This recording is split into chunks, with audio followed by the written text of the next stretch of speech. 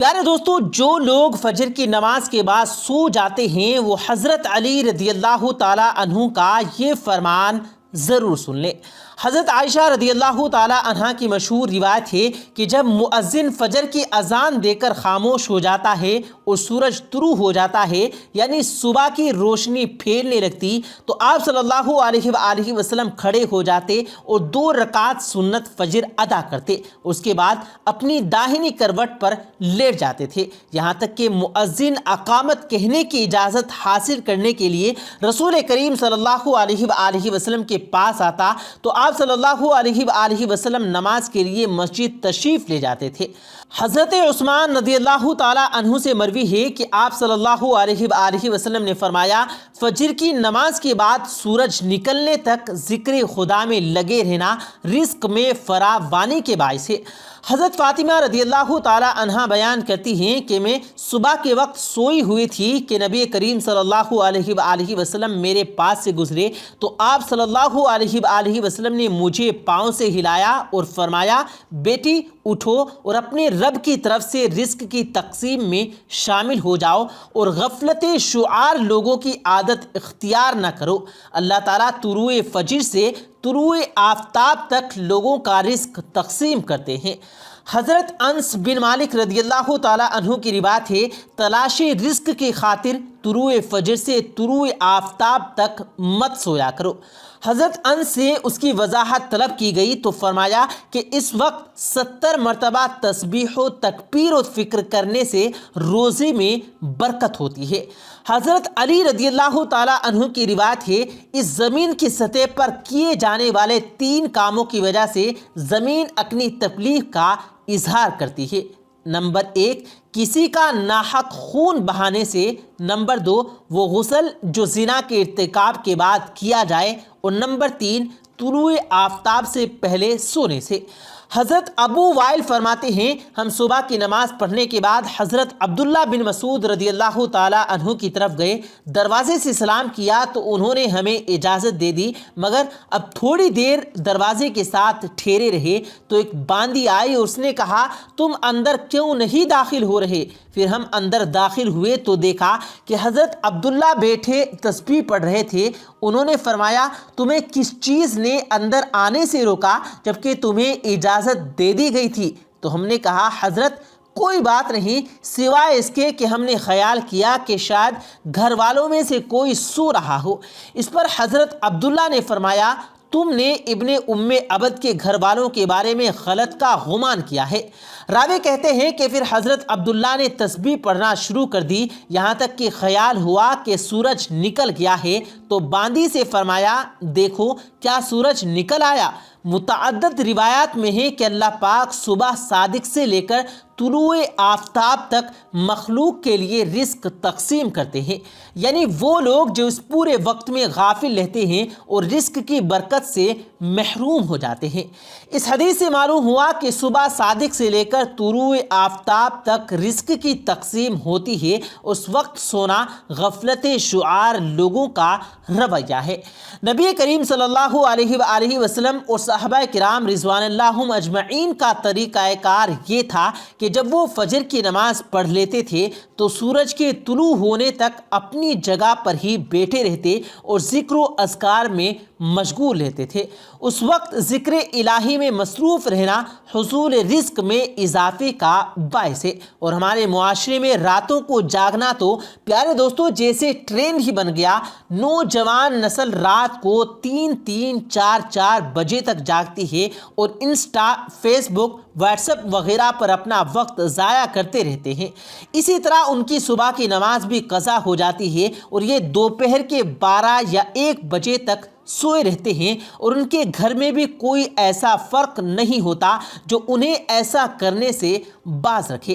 آج کی ویڈیو میں ہم آپ کو بتائیں گے کہ ایسے نوجوان کے بارے میں حضرت علی رضی اللہ تعالی عنہ کا کیا ارشاد ہے اور ان کی قسمت میں کیا کچھ لکھ دیا جاتا ہے جو ایسے حالات کی لپیٹ میں آ چکے ہیں۔ حضرت عبداللہ ابن مسعود رضی اللہ تعالیٰ عنہ سے مروی ہے کہ جو بھی انسان صبح کے وقت میں سویا رہتا ہے تو اس کے عمل کو اسلام نے سخت ناپسند قرار دیا ہے کہ دوپہر کے علاوہ کسی بھی اور وقت میں مت سویا کرو، جسے قیلولہ کہا جاتا ہے۔ اسے دوپہر کے وقت میں ہی ادا کیا جاتا ہے، اور یہ ہمارے پیارے نبی صلی اللہ علیہ وآلہ وسلم بھی کیا کرتے تھے۔ قیلولہ وہ نہیں کہ انسان پیٹ بھر کر کھانا کھا کر سو جائے۔ قیلولہ سے مراد وہ عمل ہے جس میں آپ نے کھانا کھایا ہے یا نہیں، بس تھوڑی دیر دوپہر کے وقت میں آرام کر لینا، آپ کو جو باقی کا دن ہے وہ صحیح سلامت گزرے اور دن کے باقی حصے میں آپ اپنے کاموں کو اچھی طرح سے سر انجام دے سکیں۔ حضرت علی رضی اللہ تعالیٰ عنہ بیان کرتے ہیں کہ میں نے اللہ کے نبی صلی اللہ علیہ وآلہ وسلم سے سنا تھا کہ کھانا کھا کر فوراً سویا کریں، کیونکہ ایسا کرنے سے انسان کے دل میں بھی سختی آ جاتی ہے۔ اور آج کی تاریخ میں یہ بات اس حد تک گہرائی میں آ پہنچی، یہاں پر ڈاکٹر کا بھی یہ کہنا ہے کہ اگر انسان کھانا کھا کر فوراً سو جاتا ہے تو وہ دل کے عارضے میں مبتلا ہو جاتا ہے۔ اور یہی بات آج سے 1400 سال پہلے ہمارے پیارے نبی صلی اللہ علیہ وآلہ وسلم نے ارشاد فرمائی تھی۔ اب آتے ہیں حضرت علی رضی اللہ تعالیٰ عنہ کے ارشاد کی طرف، جو حضرت علی رضی اللہ تعالیٰ عنہ نے فرمایا تھا۔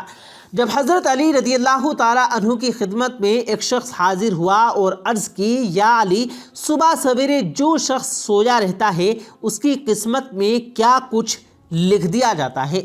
حضرت علی رضی اللہ تعالیٰ عنہ نے جواب دیا، اے اللہ کے بندے، میں نے اللہ کے نبی صلی اللہ علیہ وآلہ وسلم سے سنا کہ جو بھی شخص صبح کے وقت سویا رہتا ہے اس کی فجر کی نماز قضا ہو جاتی ہے، یا پھر وہ فجر کی نماز ادا کر کے سو جاتا ہے تو پھر فرشتے آسمانوں سے ان کے مقدر کا رزق لے کر زمین کی طرف آتے ہیں اور انسانوں میں رزق بانٹنے لگ جاتے ہیں۔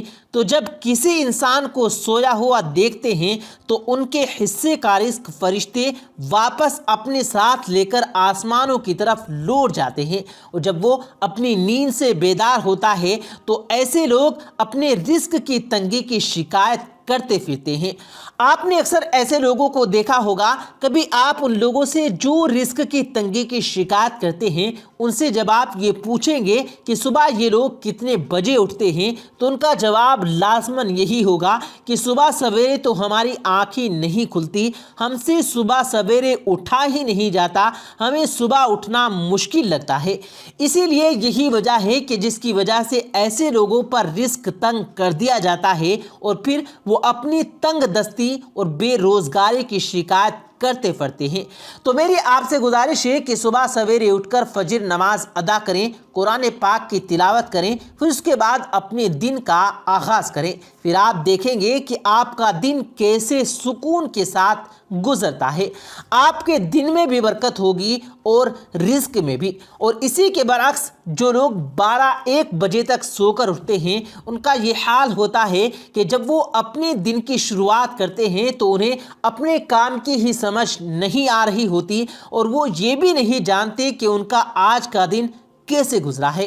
ان کا دن یوں ہی پلک جھپکتے ہی گزر جاتا ہے، اور وہ جو لوگ صبح جلدی اٹھتے ہیں وہ اپنے تمام کام اچھے سے سر انجام دیتے ہیں، ان کے رزق میں بھی برکت ہوتی ہے اور وہ پرسکون اور خوشحال زندگی بسر کرتے ہیں، انہیں کسی بیماری کی شکایت بھی نہیں ہوتی۔ ایسے لوگ ہمیشہ تندرست رہتے ہیں۔ پیارے دوستو، آج کی ویڈیو میں ہم آپ کو بتائیں گے کہ وہ کون سی عورتیں ہیں کہ جن کی نمازیں قبول نہیں ہوتی۔ نمبر 1، نبی آخر الزماں جناب محمد الرسول اللہ صلی اللہ علیہ وآلہ وسلم نے یہ بات بیان کی تھی کہ جب ایک عورت جوان ہو جائے، جب تک سر پہ دوپٹہ نہیں ہے اس کی نماز نہیں ہوتی۔ اور آپ صلی اللہ علیہ وآلہ وسلم نے یہ بھی فرمایا، جو اپنی بالوں کو نہیں ڈھانپتی اس کی نماز قبول نہیں ہوتی۔ نبی کریم صلی اللہ علیہ وآلہ وسلم نے فرمایا، بالغہ عورت کی نماز سر ڈھانپنے کے بغیر قبول نہیں ہوتی۔ اس حدیث میں نماز کے دوران عورت کے لیے اپنے سر کو ڈھانپنے کا حکم ہے، چنانچہ اگر عورت دوران نماز سر کو نہیں ڈھانپتی تو اس کی نماز نہیں ہوتی۔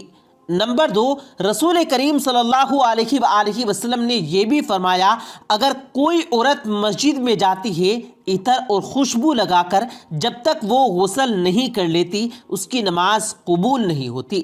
حدیث پاک کے مفہوم ہے اے عورتوں کی جماعت، تم میں سے کوئی مسجد جانا چاہے تو خوشبو لگا کر نہ جائے جب تک یہ غسل نہیں کر لیتی، یہ نماز اور یہ عبادت قابل قبول نہیں۔ فجر کی نماز عورتوں کے لیے اول وقت میں پڑھنا افضل ہے، جبکہ دوسری نمازیں مسجد میں جماعت ہو جانے کے بعد پڑھنا افضل ہے۔ جمعہ، جماعت اور عیدین کی نماز عورتوں کی ذمہ نہیں ہے۔ حضرت صلی اللہ علیہ وآلہ وسلم کا بابرکت زمانہ جو کہ شر و فساد سے خالی تھا، ادھر عورتوں کو حضرت صلی اللہ علیہ وآلہ وسلم سے دین کی ضروری احکام سیکھنے کی ضرورت تھی، اسی لیے عورتوں کو مسجد میں جانے کی اجازت تھی۔ اس کے لیے شرط تھی کہ با پردہ جائیں، میلی کچیلی جائیں اور زینت نہ لگائیں، اور اس کے باوجود عورتوں کو ترغیب دی جاتی تھی کہ وہ اپنے گھروں میں نماز پڑھیں۔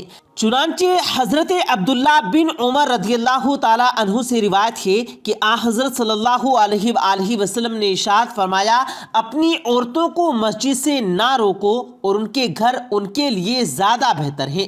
حضرت عبداللہ بن مسعود رضی اللہ تعالی عنہ سے روایت ہے کہ رسول کریم صلی اللہ علیہ وآلہ وسلم نے فرمایا عورت کا اپنے کمرے میں نماز پڑھنا اپنے گھر کی چار دیواری میں نماز پڑھنے سے بہتر ہے، اور اس کا پچھلے کمرے میں نماز پڑھنا اگلے کمرے میں نماز پڑھنے سے بہتر ہے۔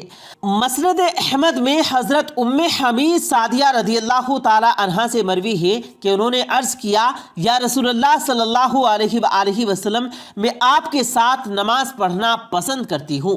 آپ صلی اللہ علیہ وآلہ وسلم نے ارشاد فرمایا مجھے معلوم ہے کہ تم کو میرے ساتھ نماز پڑھنا محبوب ہے، مگر تمہارا اپنے گھر کے کمرے میں نماز پڑھنا گھر کے صحن میں نماز پڑھنے سے بہتر ہے، اور گھر کے صحن میں نماز پڑھنا گھر کے احاطے میں نماز پڑھنے سے بہتر ہے، اور احاطے میں نماز پڑھنا اپنے گھر کی مسجد میں نماز پڑھنے سے بہتر ہے، اور اپنے محلے کی مسجد میں نماز پڑھنا میرے ساتھ میری مسجد میں نماز پڑھنے سے بہتر ہے۔ راوی کہتے ہیں کہ ام حمید رضی اللہ تعالی عنہا نے یہ ارشاد سن کر اپنے گھر کے لوگوں کو حکم دیا کہ گھر کے سب سے دور اور تاریک ترین کونے میں ان کے لیے نماز کی جگہ بنا دی جائے۔ چنانچہ ان کی ہدایت کے مطابق جگہ بنا دی گئی اور وہ اسی جگہ نماز پڑھا کرتی تھی یہاں تک کہ اپنے خالق حقیقی سے جا ملی۔ پیارے دوستو، یہ تو حضرت صلی اللہ علیہ وآلہ وسلم کے دور سعادت کی بات تھی، لیکن بعد میں جب عورتوں نے ان قیود و شرائط میں کوتاہی شروع کر دی جن کے ساتھ ان کو مسجد میں جانے کی اجازت دی گئی تھی، فقہائے امت نے ان کے مسجد میں جانے کو مکروہ قرار دے دیا۔ ام مؤمنین حضرت عائشہ رضی اللہ تعالی عنہا ارشاد فرماتی ہیں عورتوں نے جو نئی روش اختیار کر لی ہے اگر رسول کریم صلی اللہ علیہ وآلہ وسلم اس کو دیکھ لیتے تو عورتوں کو مسجد جانے سے روک دیتے، جس طرح بنی اسرائیل کی عورتوں کو روک دیا گیا تھا۔ ام المؤمنین حضرت عائشہ رضی اللہ تعالی عنہا کا ارشاد ہے ان کے زمانے کی عورتوں کے بارے میں ہے اسی سے اندازہ کیا جا سکتا ہے کہ ہمارے زمانے کی عورتوں کا کیا حال ہوگا۔ حاصل کلام یہ ہے کہ شریعت نہیں بدلی۔ حضرت صلی اللہ علیہ وآلہ وسلم کے بعد کسی کو شریعت بدلنے کا اختیار نہیں، لیکن جن قیود و شرائط کو ملحوظ خاطر رکھتے ہوئے حضرت صلی اللہ علیہ وآلہ وسلم نے عورتوں کو مسجد میں جانے کی اجازت دی، جب عورتوں نے ان حدود و شرائط کو مد نظر نہیں رکھا تو اجازت باقی نہیں رہے گی۔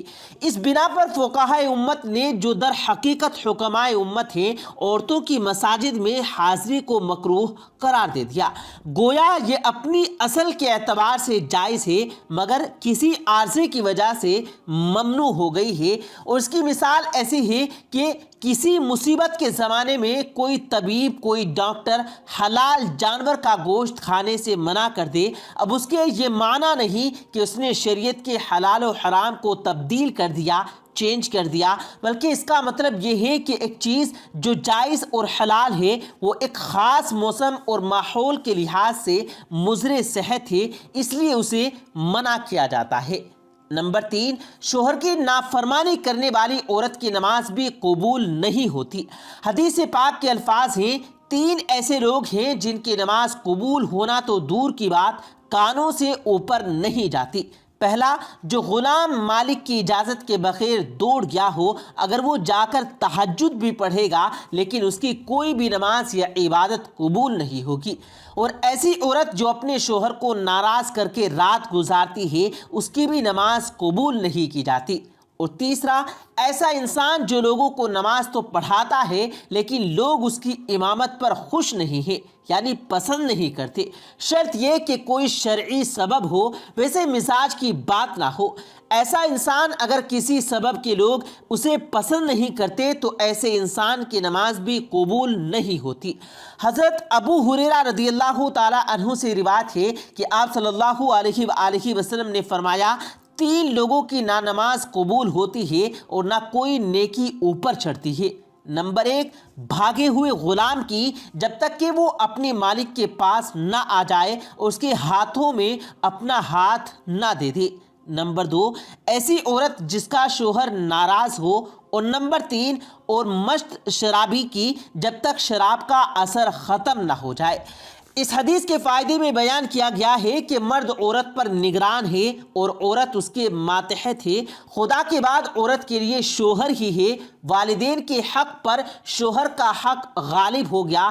اگر مذہب میں کسی کو سجدہ تعظیمی کی اجازت ہوتی تو عورت کو ہوتی کہ وہ شوہر کو سجدہ کرے۔ حدیث پاک صلی اللہ علیہ وآلہ وسلم ہے کہ عورت کے لیے اس کا شوہر جنت یا جہنم ہے، کیونکہ اس کے حق ادا کرتے ہوئے جنت پا سکتی ہے۔ جس کا اتنا بڑا حق ہو، بھلا اسے ناراض کیسے کیا جا سکتا ہے؟ پھر خدا نے جسے رفیق حیات بتایا ہو، زندگی بھر کا ساتھی اور معاون بنایا ہو، دنیا میں جس کے بغیر گزارا نہیں، اسے کیسے ناراض رکھا جا سکتا ہے؟ اس لیے اگر شوہر ناراض ہو جائے تو پھر اسے راضی کرنے کی کوشش کرنی چاہیے، کیونکہ اس کے بغیر دنیا اور آخرت میں نقصان ہی ہے۔ نمبر 4، عورت کو نماز میں سر، پاؤں اور چہرے کے علاوہ باقی تمام بدن ڈھانپنا ضروری ہے۔ سینہ بند ضروری نہیں، لیکن ایسے باریک کپڑوں میں جن سے بدن جھلکے نماز نہیں ہوتی، یعنی جو کپڑے ایسے باریک ہوں کہ ان کے اندر سے بد نظر آ جائے، ان سے نماز نہیں ہوتی۔ اس لیے نماز میں دوپٹے کے لیے موٹا کپڑا استعمال کرنا چاہیے۔ چہرہ، دونوں ہاتھ گھٹنوں تک اور دونوں پاؤں ٹخنوں تک، ان تینوں اعضاء کے علاوہ عورت کے لیے نماز میں اپنا پورا بدن ڈھانپنا نماز کے صحیح ہونے کی شرط ہے۔ اس کے بغیر نماز نہیں ہوگی۔ عورتوں کا یہ کہنا کہ جب بندوں سے پردہ نہیں تو خدا سے کیا پردہ، یہ بالکل غلط طریقہ ہے۔ اللہ تعالیٰ سے تو کپڑے پہننے کے باوجود آدمی چھپ نہیں سکتا، تو کیا پورے کپڑے اتار کر نماز پڑھنے کی اجازت دے دی جائے گی؟ اور پھر بندوں سے تو پردہ نہ کرنا ایک مستقل گناہ ہے۔ جو عورت پہلے سے اس گناہ میں مبتلا ہو تو اس کے لیے یہ کیسے جائز ہو سکتا ہے کہ وہ نماز میں بھی ستر نہ ڈھانپے؟ غرض یہ کہ عورتوں کا یہ دعویٰ شیطان نے ان کی نماز غارت کرنے کے لیے ایجاد کیا ہے۔ نمبر 5، نماز کے دوران اگر کسی عورت کا سر کھل جائے اور 3 بار سبحان اللہ کہنے جتنی دیر تک کھلا رہے تو نماز ٹوٹ جائے گی، اور اگر سر کھلتے ہی فوراً ڈھک لیا تو نماز ہو جائے گی۔ نمبر 6، نفل نماز بیٹھ کر پڑھنے کی اجازت دی گئی ہے، لیکن اس طرح بیٹھ کر پڑھنے سے آدھا ثواب ملتا ہے، جبکہ فرض نماز بیٹھ کر نہیں ہوتی، کیونکہ قیام نماز کا رکن ہے، مردوں کے لیے بھی اور عورتوں کے لیے بھی۔ اور اصول یہ ہے کہ نماز کا کوئی رکن فوت ہو جائے، چھوٹ جائے تو نماز نہیں ہوتی۔ لہٰذا جو عورتیں فرض نماز بغیر کسی مجبوری کے بیٹھ کر پڑھتی ہیں، ان کی نماز نہیں ہوتی۔ اسی طرح جسم کا صحیح طریقے سے ڈھانپنا بھی ایک ضروری شرط ہے۔ پونچھوں تک ہاتھ کھلے ہوں تو کوئی مذائقہ نہیں، لیکن سینے پر اوڑھنی ہونی چاہیے۔ سجدے میں دوپٹہ نیچے آ جائے تب بھی نماز ہو جاتی ہے۔ نمبر 7، عورتوں کا جمع ہو کر نفل نماز باجماعت ادا کرنا بدترین بدعت ہے اور کئی غلطیوں کا مجموعہ بھی ہے جس کی وجہ سے وہ سخت گنہگار قرار ہوتی ہے۔ نمبر 8، نیل پالش اور آدھی آستین والی عورتوں کی تو انفرادی نماز بھی، یعنی جو وہ الگ الگ نماز پڑھتی ہیں، وہ بھی قبول نہیں ہوتی۔ اللہ عز و جل سے دعا ہے کہ ہمیں دین کو صحیح طریقے سے سمجھنے اور اس پر عمل کرنے کی توفیق عطا فرمائے۔ آمین ثم آمین۔